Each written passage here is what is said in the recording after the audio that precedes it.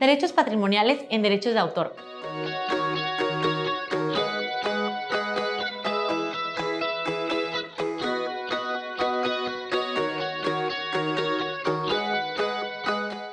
En esta rama de la propiedad intelectual, los derechos inherentes a una obra se clasifican en morales y patrimoniales.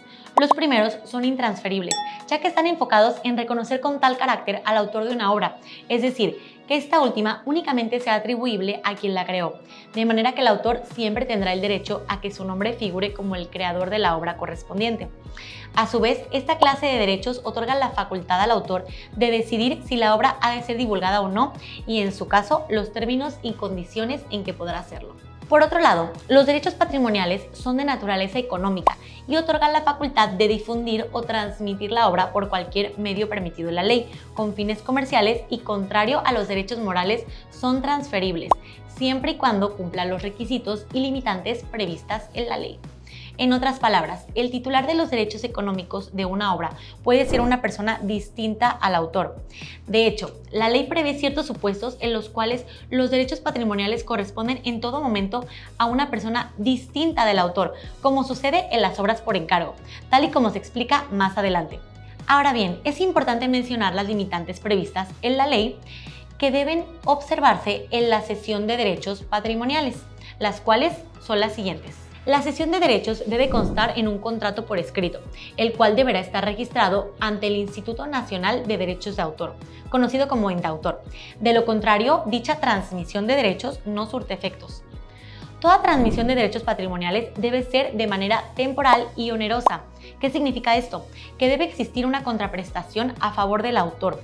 Puede ser una participación proporcional a los ingresos de la explotación de la obra o bien una remuneración fija y determinada. Además del precio pactado en el contrato de cesión de derechos, el autor siempre tendrá el derecho a percibir una regalía por la comunicación o transmisión pública de su obra por cualquier medio que su naturaleza lo permita, y este derecho es irrenunciable. Esta regalía será pagada por quien realice la comunicación o transmisión pública de la obra, ya sea directamente al autor o bien a las denominadas sociedades de gestión colectiva. Estas son personas morales sin fines de lucro que tienen por objeto proteger los derechos de los autores, así como recaudar y entregar las cantidades que les corresponden de acuerdo a la ley por la creación de sus obras. En ese sentido, el porcentaje correspondiente deberá convenirse directamente, por un lado, entre el autor o, en su caso, la sociedad de gestión colectiva, y por otro lado, la persona que realice la comunicación o transmisión pública de las obras. A falta de convenio respecto a la remuneración, el INDAUTOR deberá establecer una tarifa conforme al procedimiento previsto en la ley. Es importante mencionar que, a falta de estipulación expresa en el contrato, toda transmisión de derechos patrimoniales se considera por el término de 5 años. Sin embargo, tampoco podrá pactarse por más de 15 años, salvo que la naturaleza de la obra o la magnitud de la inversión requerida así lo justifique. No obstante, como se mencionó anteriormente, la ley prevé ciertas excepciones, donde los derechos patrimoniales no corresponden 100% al autor de la obra, como sucede en los siguientes casos. 1. Las denominadas obras por encargo. Se dan cuando una persona física o moral comisiona la realización de una obra o se encarga de la producción de la misma, como sucede, por ejemplo, en una obra musical. En este caso, existe una persona llamada comisionista que tiene la iniciativa o una idea en concreto para llevar a cabo una obra, cualquiera que sea su naturaleza, siempre y cuando sea objeto de protección conforme a la ley. Y para ello, contrata los servicios del personal capacitado o con las habilidades necesarias para materializar dicha idea y, a cambio de ello, les paga una contraprestación.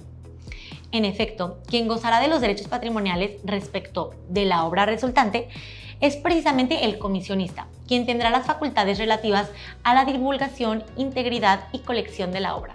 Sin embargo, existe un supuesto muy específico.